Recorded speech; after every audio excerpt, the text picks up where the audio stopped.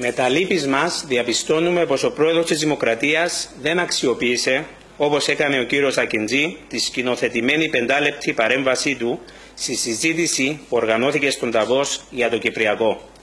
Δικαιολογημένα, ο Τούρκος Πρωθυπουργός Αχμέτ Νταβούτογλου πανηγυρίζει γιατί η Άγκυρα πέτυχε στόχους, συμβολισμούς, αλλά με νόημα.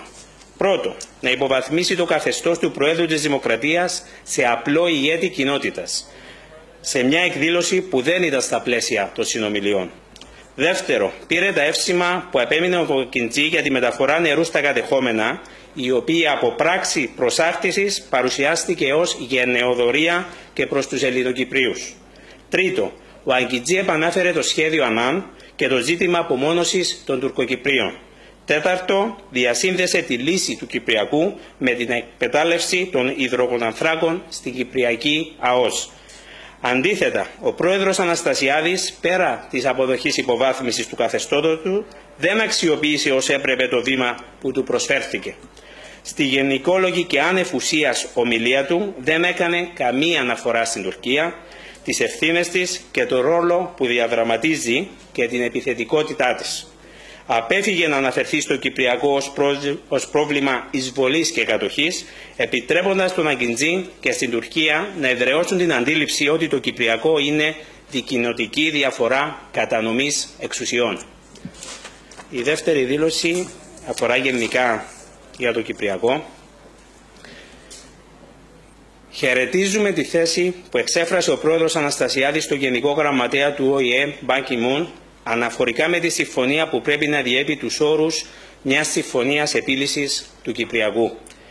Είναι πάγια θέση της Συμμαχίας των Πολιτών ότι οι βασικές πτυχές του Κυπριακού δεν μπορούν να επιληθούν με ασάφειες και διφορούμενους όρους πολλαπλής ερμηνείας. Μια τέτοια πτυχή που πρέπει να διασφαλιστεί με πλήρη σαφήνεια είναι αυτή της συνέχισης της Κυπριακής Δημοκρατίας. Γι' αυτό είχαμε επικρίνει στο παρελθόν τον πρόεδρο Αναστασιάδη για τη δήλωσή του ότι η τουρκική πλευρά δεν αποδέχεται να διατυπωθεί καθαρά στη συμφωνία, αλλά στην πράξη θα είναι συνέχεια και μετεξέλιξη της Κυπριακής Δημοκρατίας.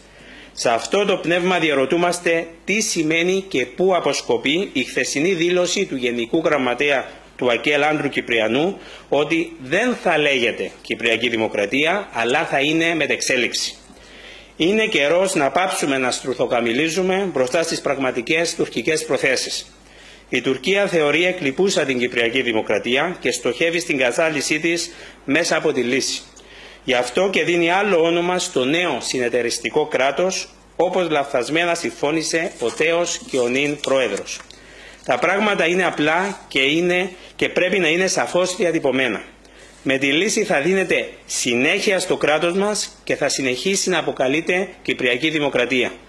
Τίποτα το κακό δεν επιφέρει στους Τουρκοκύπριους η συνέχεια και η ονομασία του κράτους. Εκτός και αν είναι άλλοι στόχοι μας, όπως για παράδειγμα μια συγκαλυμμένη συνομοσπονδιακή διχοτόμηση.